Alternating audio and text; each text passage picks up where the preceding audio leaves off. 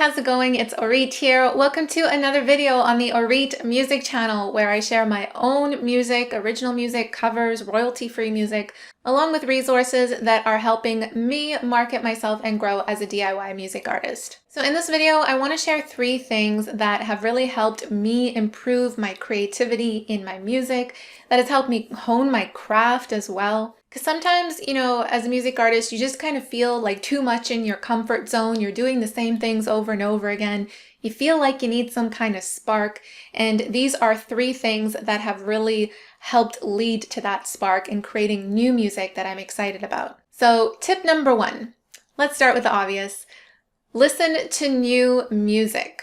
Now, there's actually 2 parts to this. Listen to new music, but also pay attention to what you like about the music that you already listen to. So I always, listen to Spotify when I'm working out, in the car, and I specifically just play one song that I like because I know that I have Spotify Premium. I don't know how it works with the free version, but when I play one song that I like, I know that Spotify will continue to play other songs like it or similar artists. And this is how I love discovering new music and, liking them to add them to my library so I can come back to them later. Because what I do with whether it's a new song or an existing song that I really love, I always ask myself the question of why do I like this? What is it about the song that I really love? Maybe it might be like a specific instrument in that song. Maybe it might be the way the artist sang a certain lyric or, the phrasing of it. I'm sure you've had this before where you listen to a song and there's something in that song that's just like, oh, that connects with you in a certain way. To give you a couple examples, I was listening to an EDM song the other day. I forget the name of it, but I love the way that, the music was playing. It was full on, and then all of a sudden it just kind of goes and then it stops and then it just pours back in all at once. That kind of moment of silence in the middle really adds a nice emotional touch to it. I asked myself, what do I like about it? What is it? And it's because it really helped me connect more emotionally to the song and what was going on. Another example is, there's another song where the artist was singing these lyrics, and the last word of every line he was singing was actually the first word that he started up with again in the following line.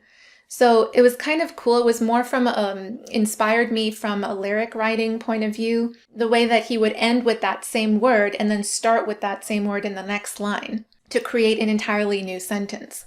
So really pay attention to the music you're listening to, listen to new music of the genres that you really connect with, and ask yourself, what do I like about this song? Why am I connecting with it? And make a note of those things. Put it down in a notepad or put it in your phone.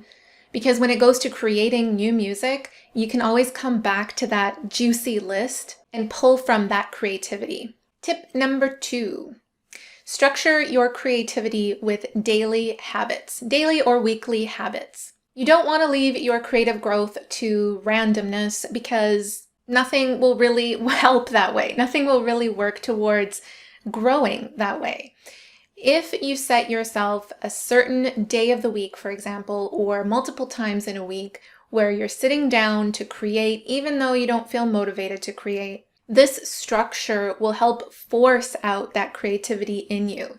And it may not sound like it may sound weird, but once you've actually, there's a great book called The Artist's Way by Julia Cameron. And in that book, she actually talks about sitting down, I think she calls it morning pages or something like that, but sitting down every single morning to just stream of consciousness, write whatever comes to your mind. It could be about your goals, it could be lyrics, it could be ideas for new songs that you want to create. And the whole thing here is that you're not trying to make anything perfect. It's just a brainstorm. And I feel like we really need to create structure out of just creating for the sake of creating and not trying to make it perfect in the very beginning. Because once again, when that happens, you'd be surprised at what comes out of that. So how can you create more structure to the skill that you're specifically trying to get better at? Is it writing lyrics? Is it composing music? Is it performing? First, decide that skill that you want to get better at. What is it that you want to do more of? and then actually schedule it in to your planner. Decide the day, decide the time, as well as where you're going to be when you put that into action. And tip number 3, it's kind of a little bit related to the structure, creating structure around creativity, but it's flat out learning a new skill that's going to help you become a better composer, lyricist, vocalist, performer, whatever that might be.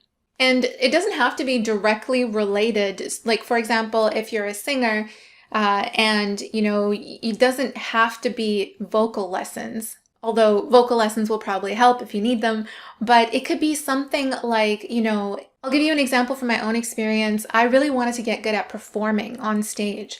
And so I actually took some improv classes and acting classes because I knew that it would indirectly help with performing on stage as a singer.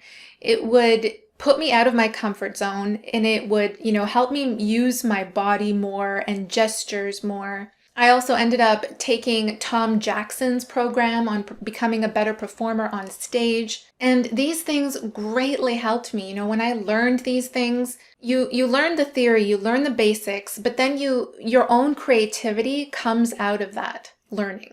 And there is an unbelievable amount of online courses out there. If you're not someone, obviously with the stuff that's going on right now, you can't do workshops or, learn in groups or anything like that. But there's one-on-one private coaching over Zoom. There's online courses, a crazy amount, specifically on a site called Skillshare, by the way, which I'll leave a link to in the description below, because there are a ton of creative courses on Skillshare that can really help you level up your creativity. The way that it works is a subscription-based model, so you pay a monthly fee and you have access to unlimited courses. There's thousands of courses in there. Definitely check it out and see what courses pertain to the new skills that you want to learn. So those are my 3 tips to help improve your creativity.